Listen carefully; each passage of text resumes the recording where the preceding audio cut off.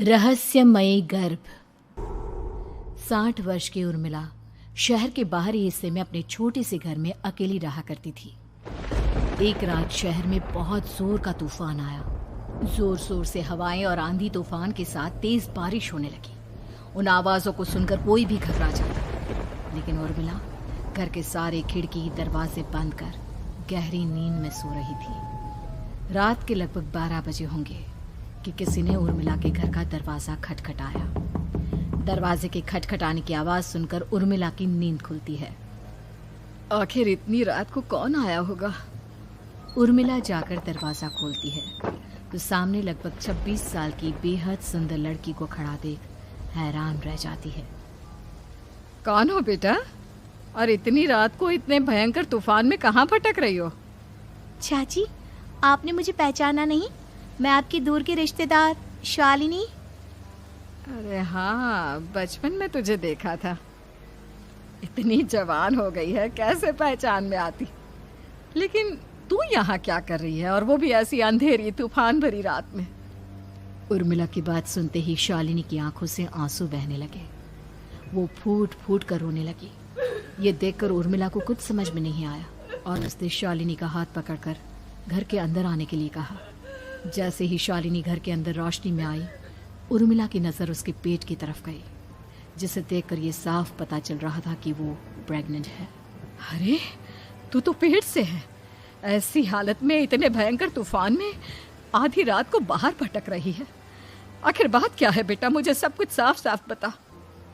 क्या बताऊं चाची, ये सब जिसकी वजह से हुआ है उसके बारे में बताने में भी मुझे शर्म आती है। मैंने घर वालों की मर्जी के खिलाफ जाकर एक लड़के से शादी कर ली थी, पर वो शादी के 1 महीने बाद ही मुझे छोड़कर चला गया। छोड़कर चला गया का क्या मतलब? क्या उसके साथ कोई हादसा हो गया? नहीं, उसे कोई दूसरी लड़की पसंद आ गई और मेरी प्रेगनेंसी की खबर सुनते ही उसने मुझे बेसहारा छोड़ दिया। उसके बाद मैं अपने घर गई, लेकिन माँ पापा ने मुझे घर में कदम तक नहीं रखने दिया। तभी मुझे आपकी याद आई। कोई बात नहीं, कोई बात नहीं, तुमने यहाँ आकर अच्छा ही किया। एक काम करो, तुम आराम करो। वैसे भी ऐसी हालत में इतना घूमना फिरना और इस तरह आधी रात को बाहर भटकना ठीक नहीं होता। प्रेग्नेंट औरत को आधी रात को घर से बाहर नहीं निकलना चाहिए। बुरी आत्माएं उस पर अपना असर दिखा सकती है। और इतना कहकर उर्मिला ने शालिनी को एक दूसरे कमरे में जाकर आराम करने के लिए कहा। लेकिन जैसे ही शालिनी अपने कमरे में जाने लगी, अचानक से उर्मिला ने उसे रोक लिया। एक बात बताओ बेटा, तुम्हारा कौन सा महीना चल रहा है? पेट देखकर तो लगता है कि लगभग 6 महीने पूरे हो गए होंगे। उर्मिला की बात सुनकर शालिनी के होठों पर मुस्कुराहट आ गई। चाची जी, अभी सिर्फ 1 ही महीना हुआ है। शालिनी की बात सुन उर्मिला दंग रह गई। उसे समझ में नहीं आ रहा था कि प्रेगनेंसी के पहले ही महीने में शालिनी की हालत ऐसी क्यों थी। लेकिन फिर उसने बात को नजरअंदाज कर शालिनी को आराम करने के लिए कहा और खुद भी कमरे में जाकर सो गई। अभी कुछ ही घंटे बीते थे कि अचानक से एक बच्चे के बड़े ही अजीबोगरीब बेढंगे तरीके से रोने की आवाजें उर्मिला के घर में गूंजने लगी। उन आवाजों को सुनकर उर्मिला की नींद फिर से खुलती है। ये अचानक बच्चे के रोने की आवाज कहां से आने लगी? उसने उठकर चारों तरफ देखा, पर वहां उसे कोई नजर नहीं आया। उर्मिला घबराते हुए शालिनी के कमरे में गई तो वहां उसे कमरे की दीवार पर एक बेहद खौफनाक साया नजर आया, जिसे देखकर उर्मिला बुरी तरह से घबरा गई। आखिर ये सब क्या हो रहा है? शालिनी, शालिनी उठो! उसने जोर जोर से आवाज देकर शालिनी को जगाने की कोशिश की, लेकिन ऐसा लग रहा था जैसे उसकी आवाज शालिनी तक पहुंच ही नहीं रही थी। कमरे की दीवार पर एक बहुत बड़ा और बेहद डरावने दिखने वाले इंसान का साया और एक बच्चे के अजीबोगरीब ढंग से रोने और चीखने की आवाजें अब उर्मिला को ज्यादा डराने लगी थी। उर्मिला को शालिनी की चिंता सताने लगी और उसने पूरी ताकत के साथ चीखकर शालिनी को आवाज लगाई, शालिनी! तभी अचानक सब कुछ एकदम पहले जैसा हो जाता है और उर्मिला की आवाज सुनकर शालिनी की नींद खुलती है। क्या हुआ चाची, आप इतनी तेज क्यों चिल्ला रही हैं? अब ठीक तो है ना? अभी अभी मैंने तुम्हारे कमरे में कुछ अजीब सा देखा। तुम ठीक हो ना शालिनी? मुझे यहाँ एक बच्चे के रोने की आवाज़ें आ रही थी। लगता है आपको मेरी कुछ ज़्यादा ही चिंता हो गई है। आपने मेरी प्रेगनेंसी के बारे में कुछ ज़्यादा ही सोच लिया होगा। मैं एकदम ठीक हूँ, आप आराम से सो जाइए। इतना कहकर शालिनी ने उर्मिला को फिर से अपने कमरे में जाने के लिए कहा और खुद भी जाकर सो गई। पर अब उर्मिला की आंखों से नींद गायब हो चुकी थी। अगली सुबह जब शालिनी उठी तो वो सीधा उर्मिला के पास आई। गुड मॉर्निंग चाची। तभी अचानक उर्मिला की नज़र शालिनी के पेट पर पड़ती है, जिस पर नीले रंग से एक अजीब सी आकृति नजर आ रही थी। शालिनी, ये तुम्हारे पेट को क्या हुआ? मैंने इतनी औरतों को देखा है, ऐसा तो किसी के साथ नहीं होता। शालिनी ने जैसे ही अपने पेट की तरफ देखा तो उसे वहां कुछ भी नजर नहीं आया। चाची कुछ भी तो नहीं है, सब कुछ एकदम नॉर्मल है। आपको क्या अजीब लग रहा है? इससे पहले कि उर्मिला उसके सवाल का कोई जवाब देती, अचानक से शालिनी के पेट में जोर जोर से दर्द होने लगा। वो बुरी तरह दर्द से तड़पने लगी। चाची, चाची। ये सब देखकर उर्मिला बहुत घबरा गई। उसने धीरे धीरे शालिनी के पेट को सहलाना शुरू किया, लेकिन शालिनी का दर्द कम नहीं हुआ। उर्मिला जाकर रसोई से पानी का गिलास लेकर आई और शालिनी को पानी पिलाने की कोशिश करने लगी। ले बेटा, पानी पी ले, तुझे आराम मिलेगा। ले ले। नहीं चाची, मुझे बहुत तेज दर्द हो रहा है। अरे थोड़ा पी ले बेटा। जैसे ही उर्मिला ने शालिनी को पानी पिलाया, उसने देखा कि गिलास में बचा पानी का रंग नीला पड़ गया और शालिनी की आंखें अजीब हो गई। उसके पेट पर बच्चे का एक डरावना चेहरा नजर आने लगा। ये सब देखकर उर्मिला की डर से हालत खराब होने लगी, पर तभी शालिनी का दर्द ठीक हो गया। बेटी, अभी तुम्हारा दर्द ठीक है तो ऐसा करो, तुम थोड़ी देर आराम कर लो। शालिनी को आराम करने के लिए कहकर उर्मिला तेज कदमों से चलकर घर से बाहर निकल जाती है और पास ही रहने वाली एक औरत कालिंदी के पास पहुंचती है। अरे उर्मिला बहन, बड़े दिनों बाद दिखाई दी, क्या हुआ? बहुत घबराई हुई सी लग रही हो, सब ठीक तो है ना? क्या बताओ कालिंदी बहन, मेरी एक दूर की रिश्तेदार आई हुई है। वो पेट से है और उसके साथ ना अजीब अजीब चीजें हो रही है। अब उर्मिला सारी बात कालिंदी को बताती है, जिसे सुनने के बाद काले जादू और तंत्र विद्या की माहिर कालिंदी एक ताबीज बनाकर उसे देती है। बहन, मुझे शालिनी पर किसी बुरी आत्मा का साया लगता है। ये ताबीज ले जाओ, आज रात को 12 बजे उसे पहना देना, फिर सब ठीक हो जाएगा। उर्मिला ताबीज लेकर घर वापस आती है और अब आधी रात के होने का इंतजार करने लगती है। जैसे ही आधी रात होती है, वो नींद में सोई शालिनी को ताबीज पहना शांति से अपने कमरे में आकर अपने पलंग पर लेट जाती है। अब सब ठीक हो जाएगा। ये सोचकर उर्मिला शांति की एक सांस ही लेती है कि तभी अचानक उसकी आंखों के सामने कुछ ऐसा आता है जिसे देखकर उर्मिला डर से चीखने लगती है। तुम कौन हो? कौन हो तुम? जाओ यहाँ से, जाओ जाओ यहाँ से। तभी उर्मिला की एक जोरदार दर्द भरी डरावनी चीख वहां पर गूंज गई। उर्मिला की आंखों के सामने एक बच्चा खड़ा हुआ था, जिसका पूरा शरीर किसी बूढ़े की तरह नजर आता था, लेकिन मुंह किसी नवजात बच्चे की तरह था। उसकी आंखें गुस्से से लाल थी और वो घूर घूर कर उर्मिला की तरफ देखा जा रहा था। कौन हो तुम? कौन हो? उर्मिला के चीखते ही वो बच्चा जोर जोर से रोने लगा। घबरा कर उर्मिला ने अपने हाथों को अपने कानों पर रख लिया। उसकी समझ में नहीं आ रहा है कि आखिर ये सब उसके साथ क्या हो रहा है। कौन हो तुम? कौन हो? क्या चाहते हो मुझसे? जाओ जाओ यहाँ से, आखिर तुम हो कौन? तभी अचानक से उर्मिला के पूरे घर में लाल रंग की रोशनी फैल गई। वो बच्चा धीरे धीरे कदमों से चलता हुआ उर्मिला की तरफ बढ़ने लगा। किसी नवजात पैदा हुए बच्चे के जैसे उसके रोने की आवाज अब उर्मिला के कानों में गूंज रही थी। लेकिन कुछ ही सेकंड में वो चुप हो गया और उसने बेहद खतरनाक आवाज में उर्मिला के सवाल का जवाब दिया। मैं वो हूँ जो अब तक पैदा नहीं हुआ, लेकिन जब मैं पैदा हो जाऊंगा तो वो होगा जो अब तक कभी नहीं हुआ। ये क्या कहना चाहते हो तुम? ऐसा क्या हुआ जो अब तक नहीं हुआ? तबाही होगी, तबाही। सब कुछ खत्म हो जाएगा और ये जो लड़की मुझे जन्म देने वाली है, मैं उसका खून पी जाऊंगा, सारा खून।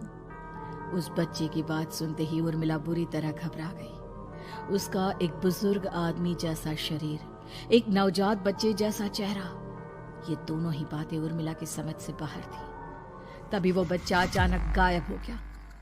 घर का माहौल फिर से पहले जैसा हो गया। लाल रंग की रोशनी भी अब गायब हो चुकी थी। उर्मिला दौड़कर शालिनी के कमरे में पहुंची, जहां वो गहरी नींद में सोई हुई थी, पर उसके गले का ताबीज गायब हो चुका था। उठो उठो शालिनी, उठो बेटा, मुझे तुमसे जरूरी बात करनी है। अरे चाची, क्या हुआ? इतनी रात को आप परेशान क्यों कर रही हैं? सब ठीक है ना? अभी जब तुम सो रही थी ना, तो मैंने तुम्हारे गले में एक ताबीज पहनाया था। कहाँ गया बेटा, बताओ मुझे।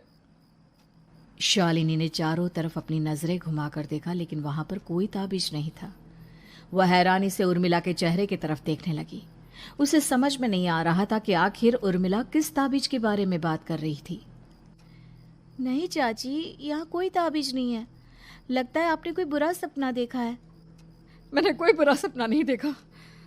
खैर छोड़ो, तुम अब सो जाओ, कल सुबह बात करते हैं। डर और घबराहट की वजह से उर्मिला की आंखों से नींद तो जैसे बिल्कुल गायब हो गई थी। अगली सुबह उर्मिला बिना कोई देर किए गांव के बाहर एक छोटी सी झोपड़ी में रहने वाले बूढ़े पंडित के पास पहुंची। पंडित जी, मेरी मदद कीजिए। अरे आओ आओ उर्मिला, क्या हुआ? सब ठीक तो है ना? क्या बताओ पंडित जी, बहुत बड़ी मुसीबत है। मेरी दूर की एक रिश्तेदार लड़की पेट से है और उसके साथ बहुत डरावनी चीज़ें हो रही है।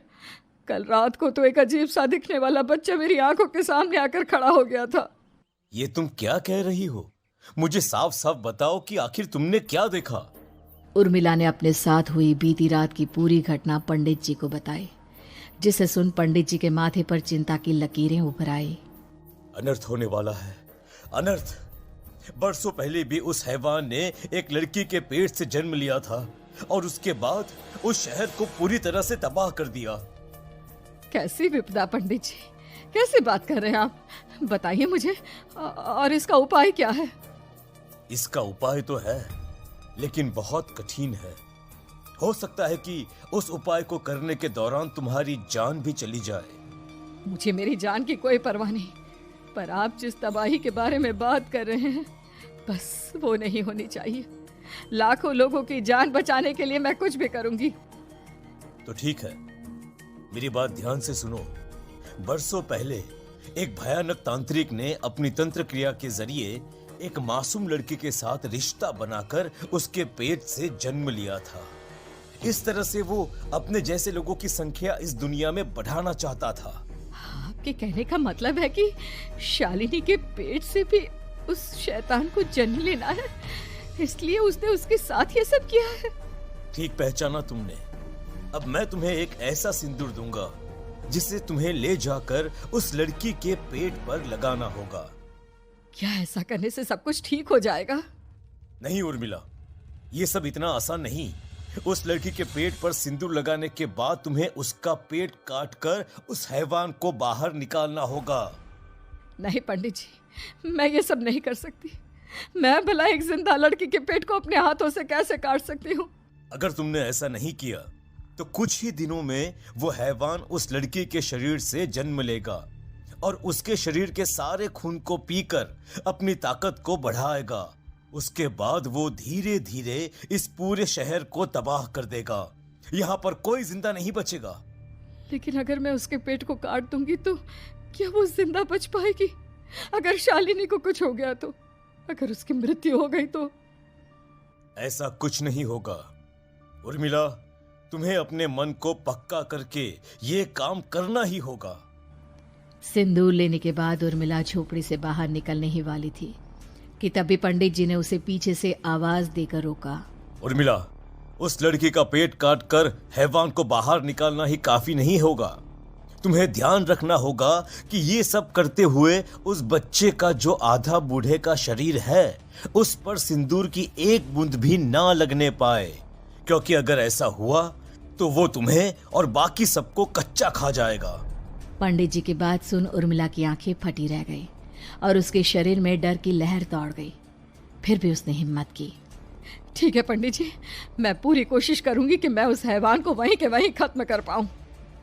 इसके बाद उर्मिला तेज कदमों के साथ घर वापस आती है। दिन बीतता है, रात का अंधेरा छाने लगता है। शालिनी खाना खाकर सोने चली जाती है और उर्मिला लगातार उसके गहरी नींद में सो जाने का इंतजार करने लगती है। जिसके बाद उर्मिला दबे कदमों से शालिनी के कमरे में पहुंच गई। मुझे ये करना ही होगा। अब उर्मिला ने धीरे धीरे शालिनी के पेट पर पंडित जी का दिया सिंदूर लगाना शुरू किया। उर्मिला के हाथ बुरी तरह से कांप रहे थे। उसके एक हाथ में चाकू था जिससे वो पेट काटने वाली थी। उर्मिला ने एक नज़र शालिनी के चेहरे की तरफ देखा और फिर डरते हुए उसके पेट पर चाकू चलाना शुरू किया। कमाल है, मैं इसका पेट काट रही हूँ और ये आराम से सो रही है। इससे दर्द नहीं हो रहा क्या? तभी अचानक उर्मिला के कानों में बच्चे की रोने की आवाज़ सुनाई देने लगी। उसने घबराकर चारों तरफ देखा पर वहां पर कोई नहीं था। बस रोने की आवाज़ लगातार आ रही थी। उर्मिला बिना रुके लगातार शालिनी के पेट को काटती रही। उसे इस बात का भी ध्यान रखना था कि सिंदूर बच्चे के बूढ़े आदमी वाली शरीर के हिस्से पर ना लगे।